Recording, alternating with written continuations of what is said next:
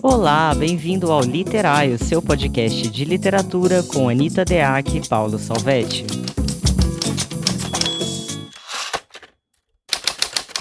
Olá, bem-vindos a mais um episódio do podcast Literário. Eu sou Anita Deac. Olá, sou Paulo Salvetti. Hoje viemos falar de literatura e musicalidade, coisa boa. Viemos Isso falar mesmo. de sons, de timbres, de melodias, de composições.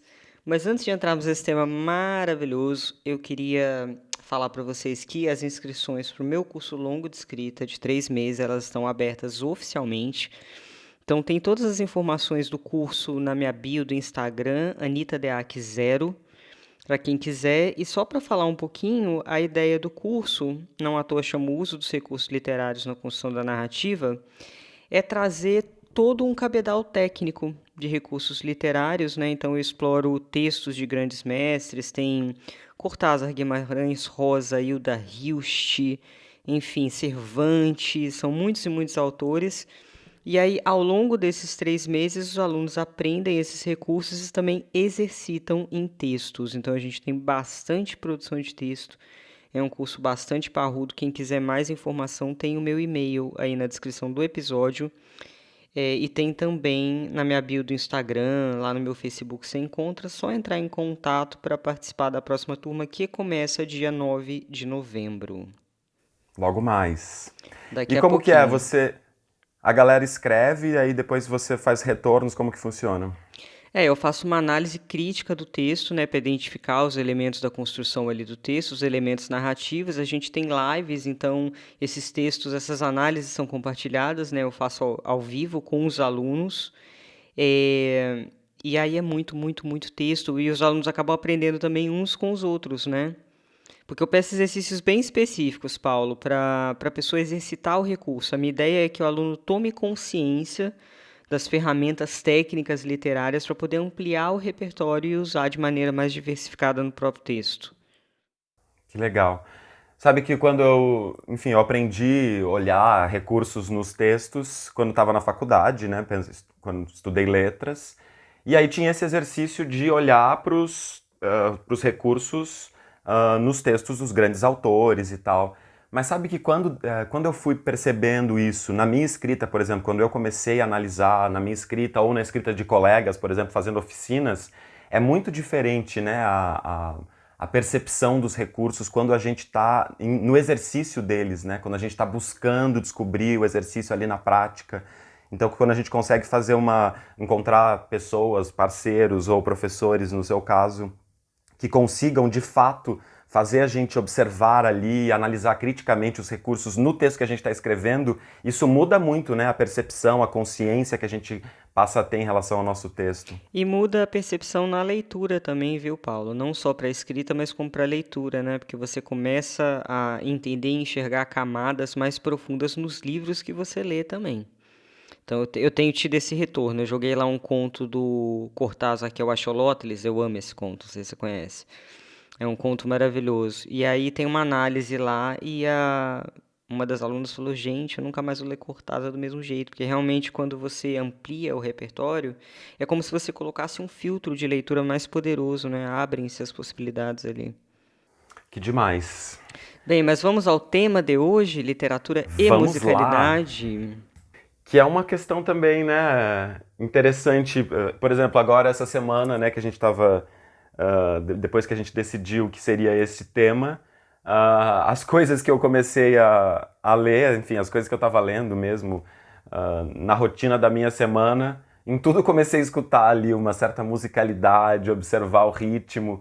Como é louco essa coisa, né? Quando a gente ativa a percepção para determinada coisa, ela começa a aparecer, ecoar ali, né? Tava ouvindo tudo, tava lendo um livro novo, maravilhoso, da Helena Ferrante. A Vida Mentirosa dos Adultos, que eu tô já apaixonado. Ai, que E aí tava demais. escutando ali, pensando assim, gente, como é, né, essa cadência, como é esse ritmo e como o ritmo é uma coisa importantíssima, né, a hora que você vai encadear, principalmente uma narrativa do tipo que a Helena Ferrante faz, que é uma narrativa super envolvente, né, dessas que te cativa, assim, que você não consegue, você fala assim, meu Deus, só mais um capitulinho antes de dormir, só mais um. E como é importante esse ritmo que vai, tanto na frase, né, que tem essa coisa do uma frase encadeada na outra, mas como esse ritmo que ela consegue, por exemplo, entre capítulos. Sabe, que termina o capítulo e você tá ali com o seu coração tá tão pulsando junto com aquela coisa que você já quer ir pro próximo, enfim, é muito louco essa questão da rítmica aí. Você sabe que eu acho literatura extremamente parecida com a música. É difícil. Até artes plásticas que eu encontro muitos paralelos, para mim a música é onde eu encontro mais paralelos com a literatura, porque é imbatível, né? Se a gente for pensar na música, por exemplo, né? O que é a música? Manipulação do som organizada no tempo. Combinação de som e silêncio. Aí a gente tem alguns elementos organizacionais, né? Melodia, harmonia, ritmo e tem as características do som. Altura, duração, intensidade e timbre que podem ocorrer sequencialmente, ritmo e melodia, ou simultaneamente harmonia. Esses elementos estruturais, se você for parar para pensar, na literatura a gente também tem. Né? A literatura também é uma questão. E tudo isso, né, que na música, essas alterações, essa composição da singularidade, que eu digo, aquela música que tem a marca, né? A música é única. O texto, da mesma forma. Só que a gente tem alguns pontos aqui que são interessantes, que eu até separei para a gente, que é o seguinte. O ritmo só é percebido no contraste entre o som e o silêncio. Então não basta você pegar, por exemplo, um elemento, que é elemento do ritmo, e organizar como esse ritmo vai ser organizado, se você não perceber a relação que se dá no entre. Nunca é só um elemento isolado. E na literatura também é assim. Um elemento da estrutura narrativa ele está sempre em relação com o outro. Então, do mesmo jeito que entre o som e o silêncio que o ritmo é percebido, na literatura a gente tem diversos paralelos. Um personagem só é percebido em relação a outro, em relação a cenário. Os recursos também vão conversar, né, e vão reverberar um no outro, só vão ser percebidos em relação ao outro, de maneira que a música é uma unidade, assim como o livro é uma unidade, né, composta por elementos diferentes que vão se associar de maneiras mais ou menos criativas, dependendo do autor. É verdade, essa coisa os elementos em relação, né? Por exemplo, de novo aqui voltando para o livro que eu tô lendo da Helena Ferrante, tem uma coisa muito louca que é uma história de uma menina que tem 13 anos e ela percebe que ela é feia, que os pais acham ela feia e ela entra nessa pira. E esse disparador de que ela é uma menina feia vai encadeando ali na mente dela coisas que estão para além da capacidade dela de ir contra. Né? Então, por mais que ela perceba assim, não, talvez não seja, mas aquilo ali disparou já uma coisa que alterou todas as percepções dela em relação às coisas, alterou a visão de mundo dela em relação às coisas.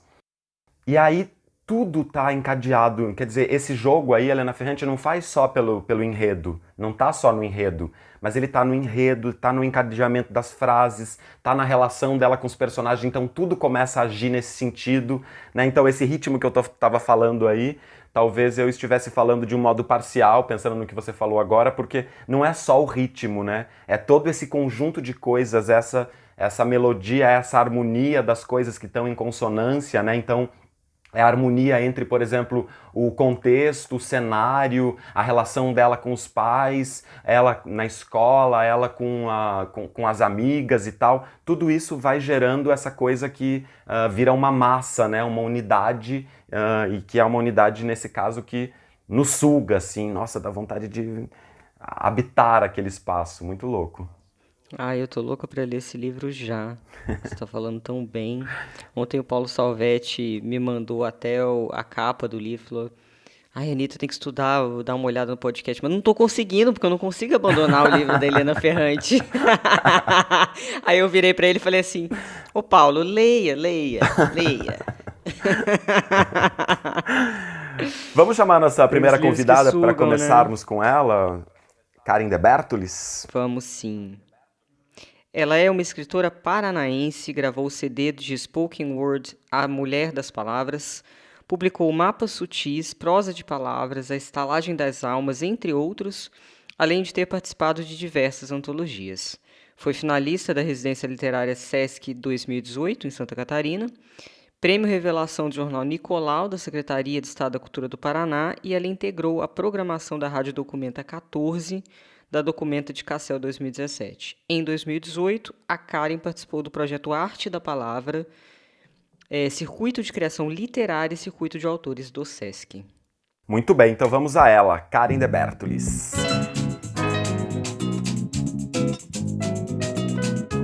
A poesia e a música sempre estiveram muito próximas. Desde as suas origens, quando ainda na oralidade, ela era entoada, cantada, falada ao som da lira, por exemplo. Essa proximidade, ela já existia. Então, originalmente, a poesia ela tem essa proximidade com a música, né? Pensando nesse sentido da sonoridade das palavras, desse trabalho de burilar essa sonoridade no poema, seja com um acompanhamento ou não da música. Então, nesse sentido, para quem trabalha com poesia e música, os trovadores, né, da Idade Média, eles são referências muito importantes dessa experiência tão potente que é a poesia trovadoresca e que vai ecoar aí por vários séculos, né? E é uma grande referência para quem vai pesquisar, para quem vai trabalhar com a poesia, explorando a sonoridade, explorando essa relação com a música. É importante, nesse sentido, pensar nesse conceito também da poesia oral, muito bem trabalhada pelo Paul Zumthor, né, que fez uma pesquisa muito aprofundada sobre essa relação da poesia e a oralidade, desde as suas origens e ao longo do tempo, né? Então, poesia na oralidade, ela tem alguns elementos muito característicos, como a voz, a performance do poeta, a palavra, né, a palavra explorada na sua sonoridade, e muitas vezes também tem essa relação com a música, né?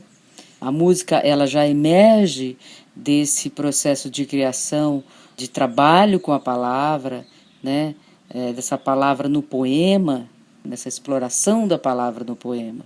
Então, se a gente pensar, por exemplo, num momento histórico muito importante para a poesia oral e para a poesia e música, né, dessa relação, se a gente pensar no século XX, principalmente na primeira metade do século XX, que nós vamos ter dentro das vanguardas do século XX, os futuristas e os dadaístas fazendo experiências importantes que vão contribuir para todo um pensamento do que depois vai se conceituar, alguns anos depois, por volta dos anos 50, com Henri Chopin, vai se conceituar como poesia sonora, e depois esse conceito ele vai se desdobrar em muitos outros a partir da experiência de inúmeros poetas, compositores, multiartistas que vão surgir a partir do século XX. E se a gente pensar também, mais recentemente, Laurie Anderson, Pat Smith, então também o meu trabalho, o trabalho que eu desenvolvo a partir da Mulher das Palavras, tem toda essa tradição, está ligada a toda essa tradição de pensamento, e também tem uma grande referência em relação ao trabalho dos poetas concretos, especialmente Augusto de Campos. Eu acho que a poesia e música ela é algo presente e muito importante para todos nós. A Karen é uma querida amiga, de quem eu admiro muito o trabalho. E só para apresentá-la mais um pouquinho, queria mostrar para vocês uma das faixas de A Mulher das Palavras, que é esse trabalho que ela comentou aqui, que é um trabalho de spoken word, inspirado também nessas referências que ela trouxe, né, no trabalho da Pat Smith e também da Laurie Anderson. Vou mostrar para vocês um pedacinho de uma faixa chamada, que é a que dá nome ao disco, A Mulher das Palavras. Escrever as aranhas, as moscas, gritar nos ouvidos das paredes circulares os sentidos mais escusos, esquecer teus olhos, dobrar as esquinas das lembranças com pacientes passos de desagrado, observar a simetria dos círculos, dobrar dedos, assumir avessos, detectar misérias, recompor teus gestos. Sentada na cama à meia-noite de um dia qualquer, milimetrar desejos, impacientando as flores deste vaso, falso jardim. Depois, devolver as efígies que impregnam de passado teu quarto e me doem na retina do olho esquerdo, o estrábico, o esquisito olho que não olha. Muito legal, né? Bom, para quem quiser conhecer mais o trabalho da Karen, tá disponível na internet esse disco todo. Só procurar Mulher das Palavras, Karen de Bertolys. Vocês vão achar ali um link do SoundCloud que tem o disco todo. E para falar então sobre as ideias da Karen, ela começou aqui então trazendo um panorama pra gente, trazendo essa relação, né, que a gente estava falando aqui, essa relação primordial. Não é à toa, né, essa comparação aí que você fez já no início de como a literatura tá mesmo ligada à música. E de fato, né, a literatura, do jeito como a gente a conhece, ela tem as suas origens ali já conectadas à música, né? Então, tanto essa questão da oralidade, né? Quer dizer, se a gente for pensar desde os poemas históricos, né? As grandes epopeias, ou então toda a poesia oral, né? Da Idade Média, toda ela acompanhada, né? Pelo instrumento, por essa ideia da declamação, ou pela ideia do canto mesmo, né? Como ela trouxe aqui a ideia dos trovadores, de tal modo que os pontos de partida da música e da poesia estão ali em lugar comum, né? Nessa conexão. É muito interessante. Achei bastante interessante quando ela falou da questão do som, né? O som tem uma história também, o som tem a importância do som. E aí eu diria que tem uma coisa muito interessante sobre a música, que aí tem uma diferença muito grande, que é a seguinte. Geralmente, na literatura, a primeira fruição do leitor comum em cima de um livro, ela se relaciona muito à questão do signo e do significado. Então, a gente tem o signo na palavra, o signo dentro da palavra e o significado. Só que a música, por exemplo, quando você tem uma música instrumental, aquele som não significa alguma coisa especificamente, né? Não tem essa relação de significado. E na literatura eu também acho que existe, para alguns leitores mais atentos, e também mesmo quando o leitor não é atento, o próprio som em si, que não tem o significado, por exemplo, pá, não significa alguma coisa, correto? É um som. Ele vai ser fruído, mas ele não tem significado. Da mesma maneira, eu acredito que as palavras, a sonoridade das palavras, ela também interage com o leitor numa dinâmica mais subjetiva, mais intimista, que não é representável, que inclusive é difícil falar sobre, né? É difícil falar sobre o que um som te evoca, uma série de sons te evocam. Então eu tenho para mim, Paulo, pelo menos no meu trabalho, que um livro ele é composto por aquilo que ele conta, mas existe também uma história do próprio som das palavras. Uma história que não tem a ver com enredo, uma história sonora, uma paisagem sonora. Existe, inclusive, o conceito de paisagem sonora. Eu acho que os grandes autores, os que eu mais admiro, né, o Guimarães Rosa, Maria Gabriela Lençol, Almeida Faria, eles compõem paisagens sonoras com as palavras. Olha que interessante, eu não tinha pensado na literatura, né, a questão da paisagem sonora.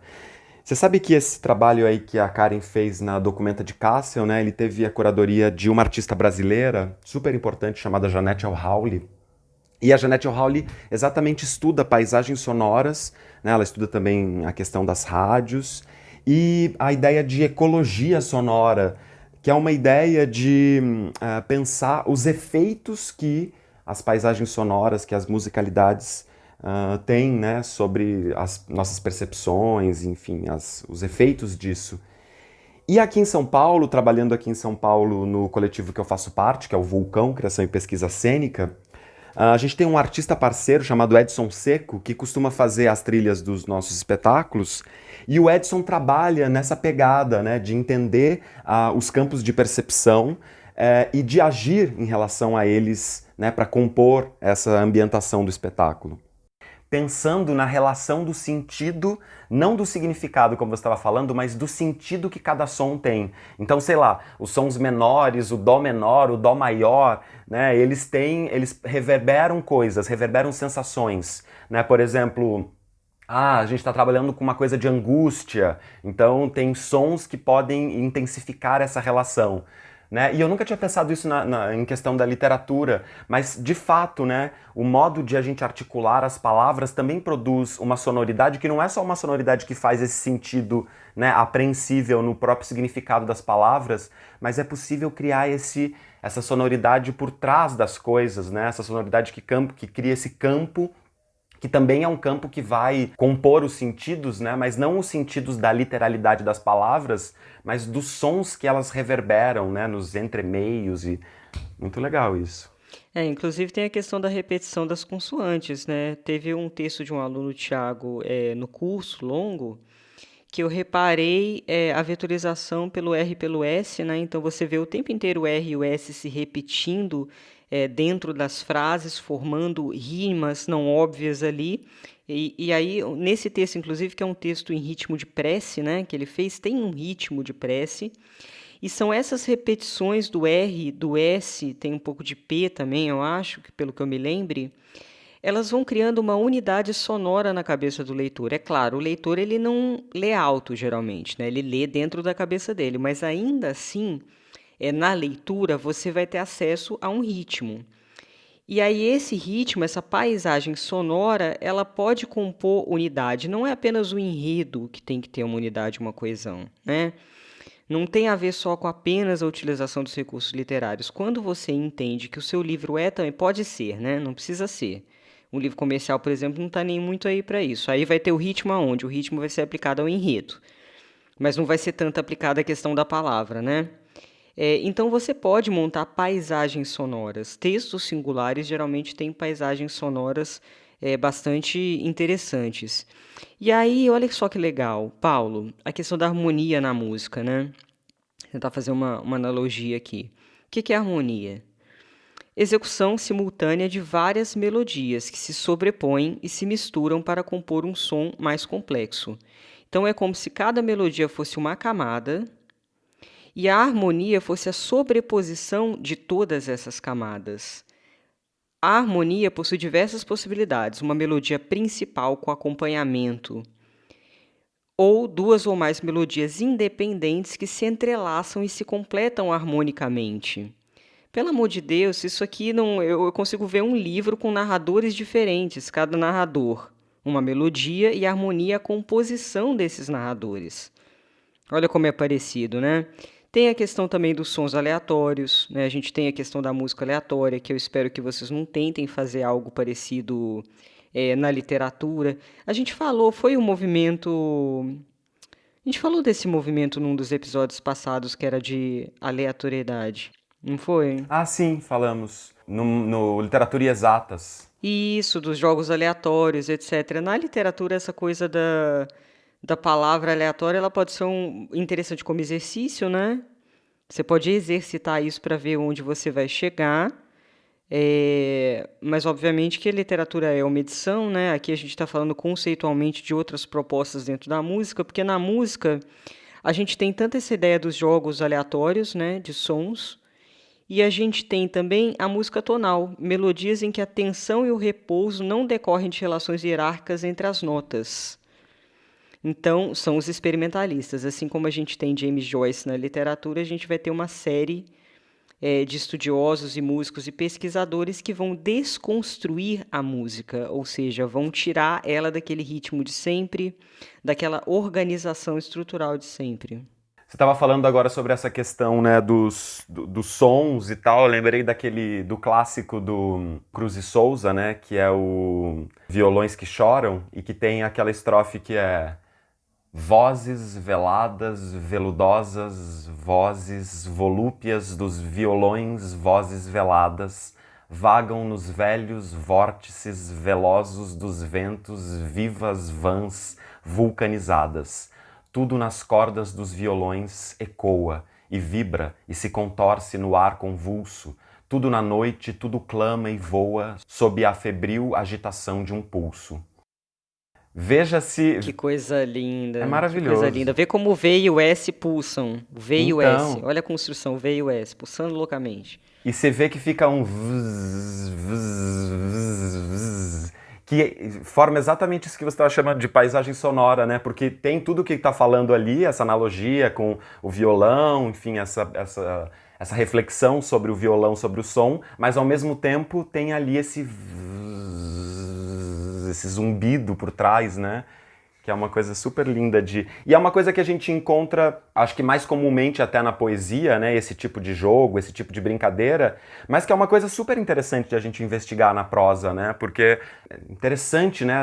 Pensar que é possível criar essas camadas sonoras, né? Que vão ali fazer barulhos, vão criar interferências, né, na narrativa e que podem ter a ver com a narrativa ou que podem romper, por exemplo, uma ideia, criar até um clima ali daquilo que está sendo contado e tal. Muito bacana. Nossa, Paulo, eu sou total dessa linha, porque meu texto, eu ouço, você entende? É uma coisa meio maluca, porque além da questão do enredo, da utilização de recursos e etc., enquanto eu estou escrevendo, eu estou sempre reparando nessa paisagem sonora, nessa pulsação rítmica mesmo do texto. E eu acho que prosa poética é isso. A gente sempre traz de vez em quando, né? O que é prosa poética, né? Parece uma perseguição É, esse negócio. É porque todo mundo também pergunta pra gente, né? E a prosa poética, ela também leva em consideração a musicalidade das palavras. Então é como se você compusesse de fato uma partitura sonora sem significado específico, mas que tem, porque como você mesmo disse, os sons eles geram sensações na gente, né? Isso a gente não vai ter controle sobre qual sensação o leitor vai sentir. Mas pensa naquela música do Tubarão, daquele filme clássico. Tan, tan, tan, tan, tan, tan. Gente, aquela música é perfeita. Você sente a tensão desse som reverberando, não, se a né? gente se só coloca aquelas duas notas, a gente já espera alguma coisa que é terrível que pode acontecer. Um tubarão pode surgir em qualquer momento, né? De tanto que é marcante essa relação que a gente fez, né? Da memória daquele som com aquela situação, né? Uhum.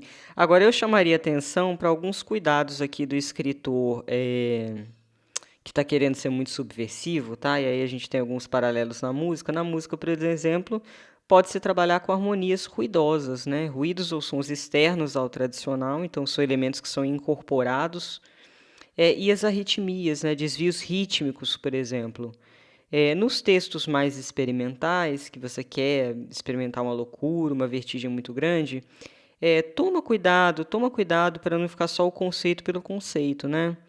Porque o desvio já é conceitualmente colocado por vários autores, etc. E eu acho complicado quando uma experimentação ela vai tão para o extremo que o livro deixa de ter uma unidade, porque o autor está ali experimentando de maneira aleatória, né? Aleatória, digamos assim.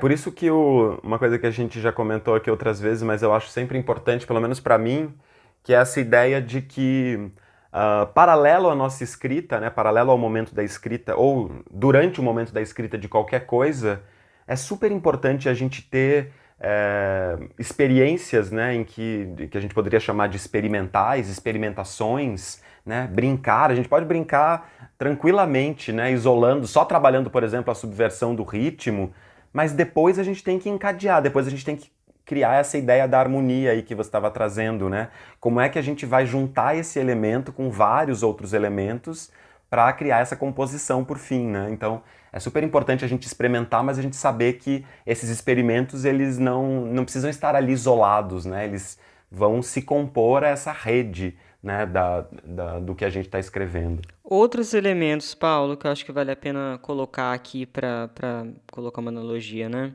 Altura, duração, intensidade e timbre são coisas que você pode pensar em relação aos seus personagens. Quais são as hierarquias, quais são as variações, quais são as intensidades, o quanto uma cena dura, por que que uma cena dura menos que outra. A gente pode entender a cena como um movimento, né? Um movimento sonoro também. A cena pode ser um movimento sonoro. Eu não vou me lembrar agora, mas tem um autor, Depois, quem quiser, vai lá no meu Instagram e me pergunta que eu falo. Mas ele faz uma cena de uma mulher que está sendo espancada pelos policiais. E aí, o que que ele faz? Ele coloca essa cena na escrita, né? Em câmera lenta, ele dá muitos detalhes. Então, ela está fora do tempo, porque normalmente, pensa comigo, acontece uma mulher apanhada dos policiais, está tudo acontecendo muito rápido, né? Pancadaria em cima de pancadaria. O que que ele faz? Câmera lenta. Ele começa a descrever muito devagar cada reação, ou seja, ele aumenta a duração da cena, ele aumenta a altura, ele aumenta a intensidade naquela cena. Por quê? Porque é aquela coisa que a gente fala, a literatura não precisa perseguir a realidade. O tempo da realidade tudo aconteceria muito rápido. O que que ele fez com a literatura, com as palavras? Ele alterou o tempo da cena, ele alterou tudo. Porque a literatura boa, na minha opinião, é isso. Você altera, você manipula esses elementos para poder colocar, de repente, uma dramaticidade maior numa cena, né? Legal, né? E é desesperador, Paulo. Esse trecho dele é Imagino. desesperador. Quem faz isso muito bem também é o André Santana. Em alguns contos dele, não vou me lembrar os nomes agora, mas o André Santana é um cara que consegue elevar a dramaticidade das coisas com esse tipo de recurso de alteração de percepção. Legal. E também fiquei pensando que, como uma peça musical, né, se a gente pegar, por exemplo, uma ópera ou uma peça clássica, também, né, tem essas alternâncias de momento, né? Então tem esse momento em que a gente tem, né, maior altura nesse sentido tonal mesmo, então sei lá, momentos que atingem mais agudos, né, com mais contrastes com os graves e tal, mas tem momentos em que a coisa está mais ali no médio, né, em que o andamento é mais ralentado, né? Então essas alternâncias, a gente escolher os momentos em que a gente faz, né, a prosa ficar um pouco mais alucinante e os momentos em que a gente para um pouco e gasta um tempo, né, mais dilatado, observando alguma coisa ou então descrevendo uma cena, como você falou, em que a expectativa fosse que tivesse esse clima mais alucinante. Né? Isso também cria esse movimento de musicalidade, né? Essa coisa da composição alternando-se, né, entre os momentos de maior intensidade, menor intensidade em todos os quesitos, né? Seja na altura, na duração ou, enfim, na própria rítmica. Total. Paulo, eu acho até que dá para fazer um paralelo também entre a literatura comercial e a música popular, o sertanejo universitário, por exemplo. Porque você pode reparar como essas músicas, na verdade, como essas músicas Amo. sertanejos universitários, eu quero tchu, eu quero tchan, eu quero, sei lá, me parece um sertanejo, outro dia um vizinho aqui longe estava ouvindo esse negócio, eu falei, gente, pelo amor de Deus. Mas, o que que acontece? Você vê uma repetição de padrão no sertanejo, né, da rádio. É parecido, o jeito de cantar é parecido, as viradas são parecidas, as notas, a organização das notas são parecidas. E nos livros comerciais também. Nos livros comerciais você tem uma questão de turning point, você tem uma série de parâmetros ali para fazer um livro ser aquele livro best-seller, tem a questão da identificação. Então, muitas vezes, esses livros são feitos dentro de uma forma, assim como essas músicas também estão sendo feitas dentro de formas bem específicas. E é por isso que eu acho muito importante você ter acesso a ampliar sempre o seu repertório. No caso da literatura, aceitar o contato com livros mais desafiadores, que vão te tirar das mesmas formas de sempre. E no caso da música, ouvir música instrumental. Isso é muito interessante para quem é criativo. Muito. Porque quando a música tem a letra, você vai normalmente para o significado, você é puxado para o significado, né? Você vai refletir. Hoje eu ouço as canções que você fez para mim. Você vai para o significado. Na música instrumental, você tem acesso àquilo que eu falei, que é o som fora da dimensão signo-significado. Você vai ficar com as reverberações, você vai acessar outras conversas. E aí tem gente que fala que a música não é uma linguagem por causa dessa questão do signo e o significado. Eu, particularmente, tenho uma visão de mundo um pouco diferente. Eu acho que a linguagem ela não precisa ter pontos em comum. Tá? Aqui eu estou saindo do básico da linguística. Para mim, ela não precisa ter pontos em comuns para que seja uma linguagem. Para mim, a linguagem é uma expressão. Portanto, existem linguagens que a gente não vai entender completamente, que não necessariamente são comunicáveis, mas que elas são acessadas. Para mim, elas são linguagem da mesma forma. Porque às vezes a gente fica muito nesse campo da funcionalidade, né, da linguagem, que tem sempre ou que comunicar, ou que representar alguma coisa. Não é só na linguagem nesse campo, por exemplo, que a gente pensa a própria literatura, né? A gente está falando aqui de outras possibilidades que não tem a ver só com a representação, né? Você estava falando aí do sertanejo universitário, também fiquei pensando que outros compositores, né, mesmo também com letra e tal, fiquei pensando, eu sou muito fã do Caetano Veloso, e tem uma coisa que para mim sempre foi até um pouco um desafio, assim, em relação ao Caetano Veloso, porque cada disco que o Caetano Veloso ia lançando, assim, ao longo da sua carreira, né, desde que eu comecei a acompanhar, tinha uma coisa nova. Então não era aquele mesmo Caetano do disco anterior.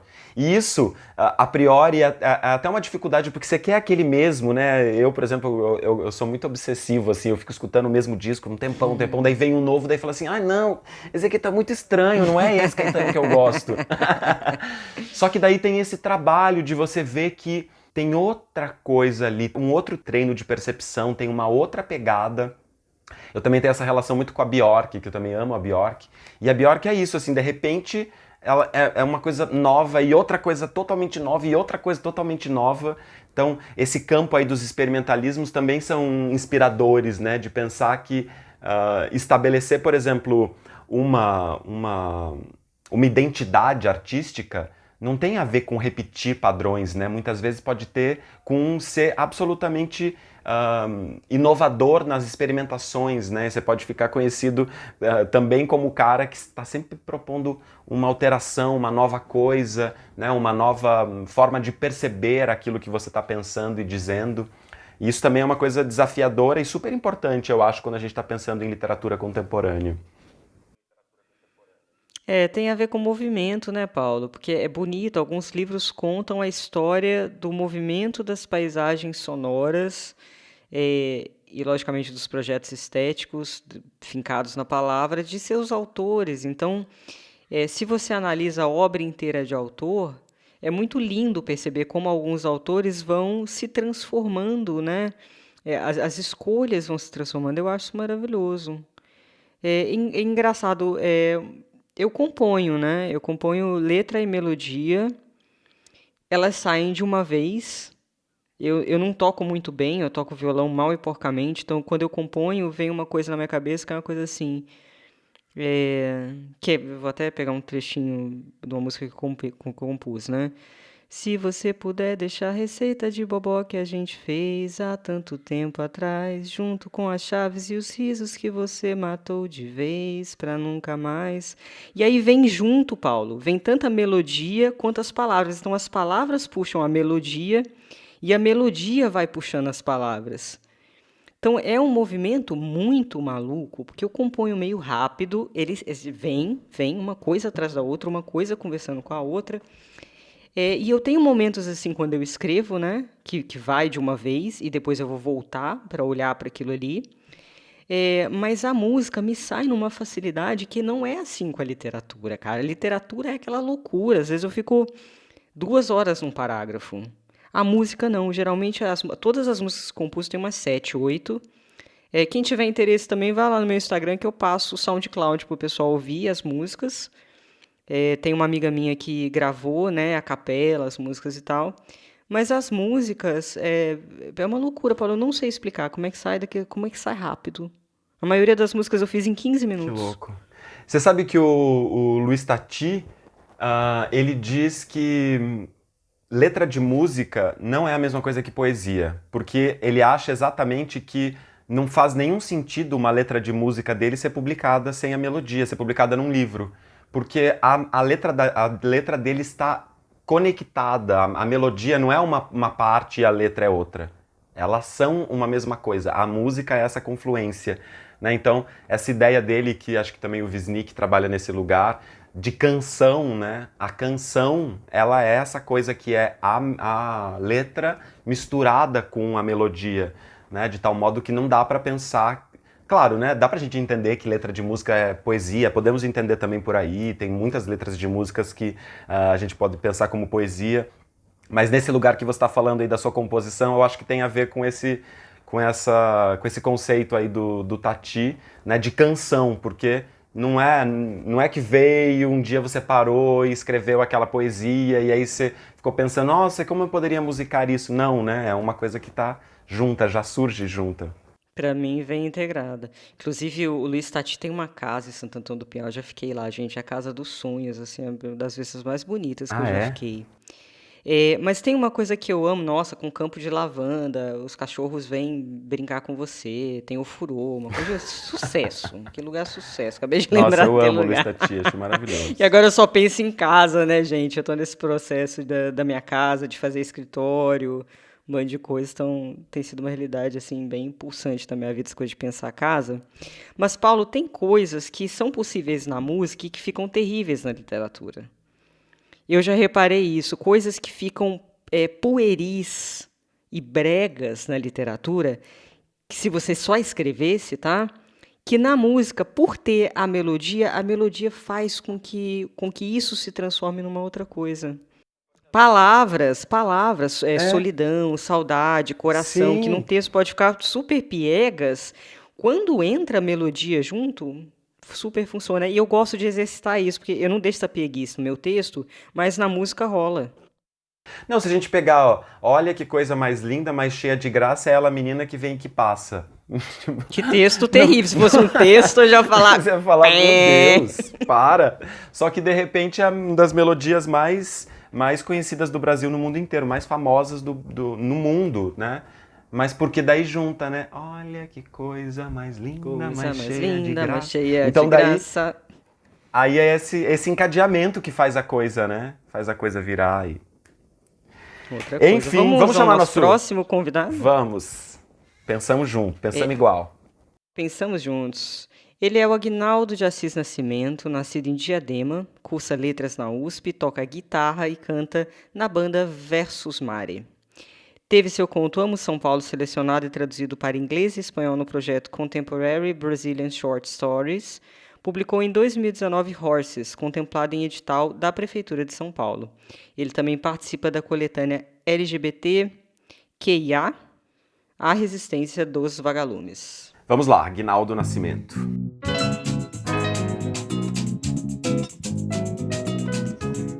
No meu caso, por ser músico, é, eu- a, a questão musical sempre teve totalmente ligada ao fazer literário, né? Para mim, eu até imagino que o meu fazer artístico no geral, assim, é tipo uma árvore que tem o galho da música e da literatura, mas vez ou outra, ou quase sempre, eles se encontram, né? Eu tenho sempre essa metáfora, assim, em mente. E é quase impossível dissociar uma coisa da outra, né? Também tem a questão das influências literárias. Sou muito influenciado por James Joyce, que também estudou música e no final da vida dele, o último romance que ele escreveu, ele tentou realmente fundir, né, aquela linguagem musical no romance, que é o Finnegans Wake, aquela loucura totalmente... É como se ele estivesse tentando criar um novo idioma, né, e precisasse estabelecer também um ritmo, uma melodia para esse idioma. Ou destruir, no caso, né? No caso do modernismo é quase sempre destruir, implodir. Mas no meu caso específico, eu até temo um pouco, às vezes, cair em algumas facilidades, né? Porque tem alguns autores que a gente, sei lá, por exemplo, um Caio Fernando Abreu, assim, ele é genial, mas muita gente que tenta imitar ele com esse negócio de colocar referências de músicas, acaba ficando só num pedantismo, num cataloguismo e o texto não transcende, né? É muito difícil fazer a questão da referência musical, como eu poderia dizer, rodar dentro de uma obra, né? Como ela roda, como ela funciona, como a música toca dentro de uma cena, de uma narrativa, para não ficar só uma coisa gratuita ali, um penduricalho, né? Então, eu sempre li autores como o Caio Fernando Abreu e outros autores que usam muitas referências musicais nos seus livros, com uma certa reserva, uma certa crítica para não cair num querer escrever igual a eles e acabar ficando uma coisa rasa, né? Uma coisa que eu também acho bem legal é tentar empregar alguns mecanismos musicais mesmo, né, na hora de escrever. Uma coisa que não fique tão em evidência, não só ficar citando músicas ou artistas, mas tentar mexer no mecanismo mesmo da prosa, né? Eu tenho em mente aqui, por exemplo, um romance da Virginia Woolf, As Ondas, que ele é composto só das falas dos personagens. São 6 amigos ao longo da vida deles, e é como se fosse uma música aquilo, porque cada um fala uma coisa, como se cada um fosse um instrumento musical, e você vai lendo aquilo e você vai percebendo o ritmo daquilo, né? Uma espécie de... vai gerando uma unidade. Então, como no caso do meu romance, o Horses, ele é um romance fragmentado, tem várias vozes de personagens e vários, às vezes, até umas misturas de gêneros. Então, eu acabo prestando atenção nessa rítmica interna, como essas partes se complementam, como elas interagem e como elas compõem uma música, né? Eu acho que, no geral, é isso, a minha relação com o ato de escrever e a música sempre estiveram 100% ligados. Bem, o Aguinaldo fala uma coisa muito legal, né? Sobre a questão da referência musical dentro da literatura. Ele coloca que precisa rodar dentro da obra para não ficar só no cataloguismo. Com certeza. Inclusive, isso, em geral, quando o autor está inseguro, ele quer colocar uma série de referências para dizer que ele é muito inteligente e entende muito de muita coisa. Então, às vezes, ele joga um jazz, né? Coloca um nome de um jazzista para falar que ele é fino, joga Chet Baker, joga não sei o quê. Não, isso acontece também, dá muita preguiça. Aquele livro que você abre tem 7 epígrafes. O cara colocou Marco Aurélio, colocou Guimarães Rosa, colocou geral para chancelar ele, entendeu? Uma em alemão, né? Não, gente. E aí não adianta, realmente, né? Realmente. Tem aquela coisa de... Não, já peguei livro que tem músicas ali que eu não conheço e que tanta gente não conhece. O cara foi buscar um compositor bizarro e coloca o título da música, quer dizer, não é nenhuma música reconhecível. E não precisa ser necessariamente reconhecível, mas é essa coisa do cataloguismo, né? De ficar jogando.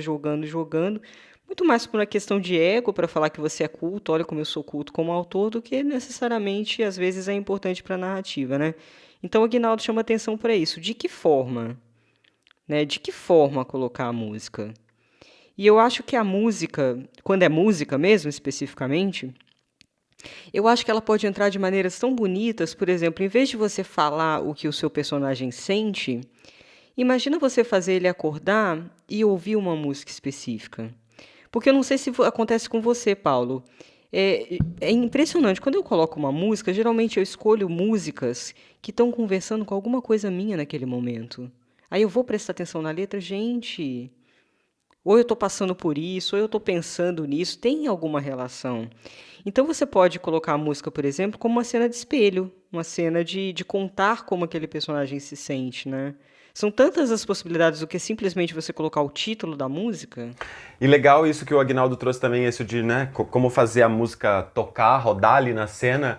Legal nesse sentido, tanto como você está trazendo, de se aproveitar mesmo da referência da música ali na história, no enredo, mas também essa ideia, né, de como fazer, eu fiquei pensando também nisso, como fazer essa cena ser a música, né? Como tocar essa cena no sentido de dar essa musicalidade para ela também ser um ponto de investigação, né? E muito legal também essa ideia que ele trouxe em relação da leitura que ele fez das ondas, né? Pensando que nas ondas tem esses 6 personagens, cada um deles de algum modo, talvez daria pra gente pensar como se fosse uma melodia, né? Como você falou, e a junção deles é essa harmonia, né? Eu fiquei pensando nessa ideia na ideia de polifonia como banda, né? Então, essas vozes todas que estão saindo ali, né, compostas como se fosse uma banda, né? Muito legal pensar assim. Nossa, é muito interessante. Agora, você tem algum livro, assim, algum livro que fala, que colocou a música? Você tem na sua memória um livro que trouxe a música colocada de maneira bem feita, Paulo? Porque eu fiquei tentando pensar para esse episódio e realmente eu só fico pensando nessas paisagens sonoras dos autores que eu gosto. Ele falou de Pat Smith, né? Ele falou Bom, ele é influenciado, eu acho, pela Pat Smith, né? Tanto é que o Horses se chama Horses, é o mesmo nome acho que do primeiro disco da Pat Smith. É, o livro da Pat Smith, que eu acho maravilhoso, o Só Garotos, é, não é um romance exatamente, embora tenha ali um tom super romanceado, mas eu acho que esse livro é um livro que trabalha essa relação da música com a narrativa de um jeito maravilhoso, né?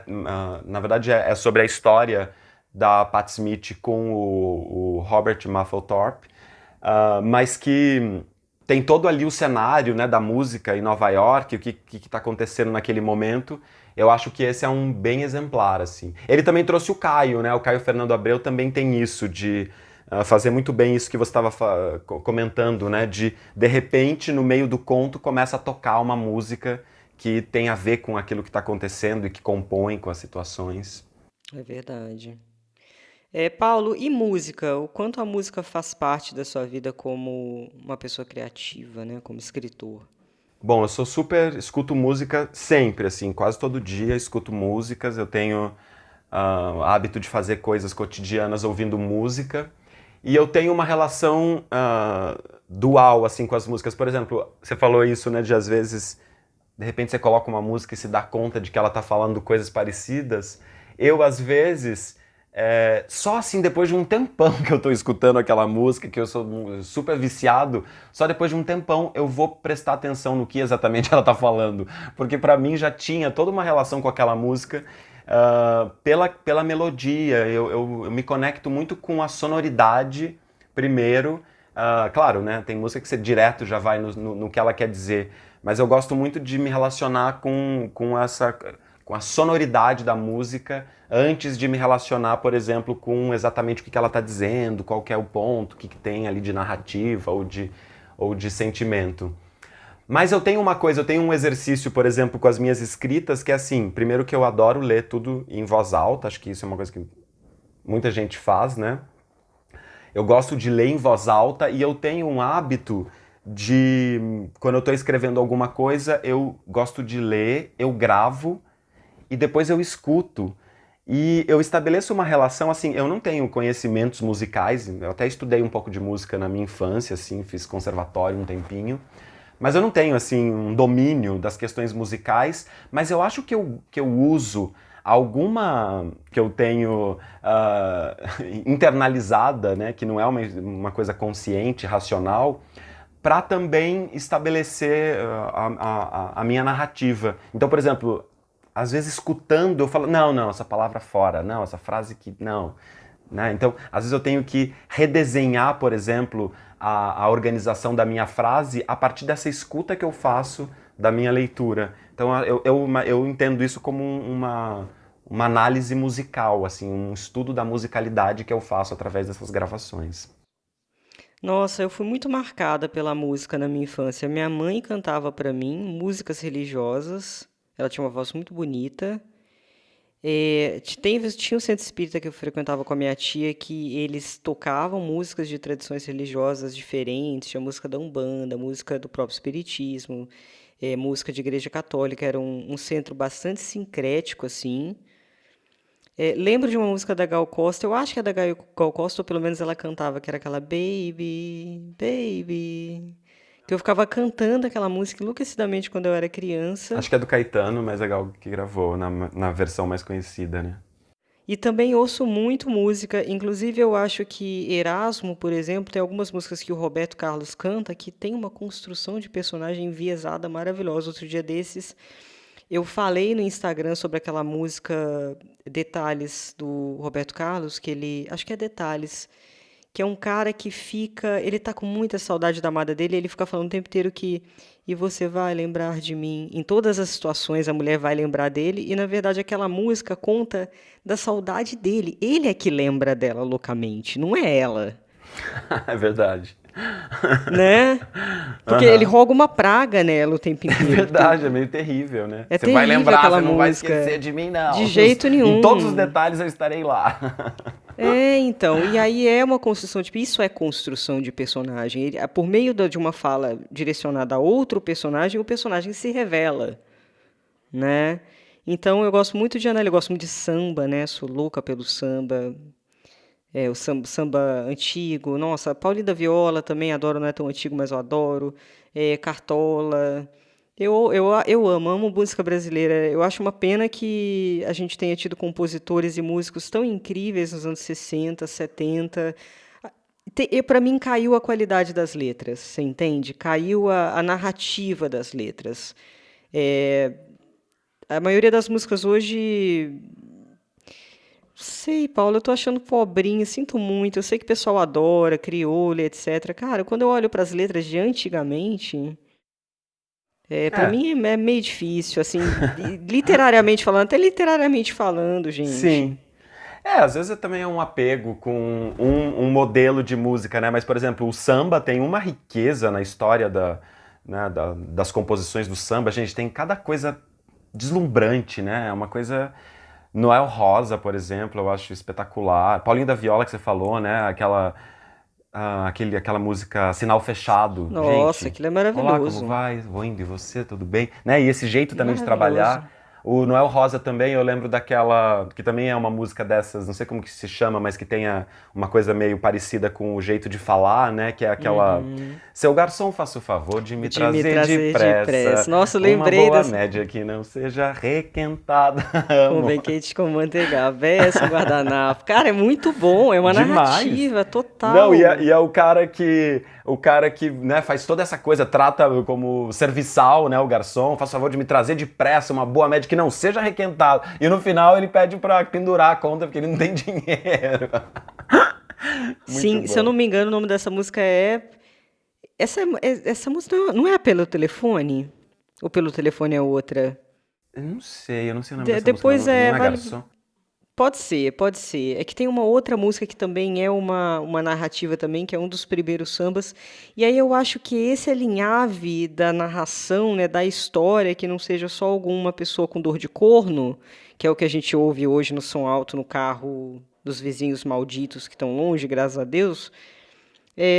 Para mim tá difícil, para mim tá difícil. Então eu fico ouvindo coisa, fico meio parada no tempo. Fico ali ouvindo anos 60, anos 70. E é mais ou menos por aí. Paula, acabei de ter uma ideia. Qual? Vou colocar uma música minha no final do episódio. Tá, beleza. Cantada, pro pessoal conhecer. Coloca. Bom, acho que já estamos indo para o final, né? Eu tinha também pensado, só para encerrarmos, eu tinha pensado na musicalidade que o Guimarães traz. Eu acho que ele é um cara que fez de um jeito muito rico essa ideia que a gente está pensando aqui de descobrir por meio da composição frasal, da escolha das palavras, né, por construir uma musicalidade que é também uma musicalidade muito singular.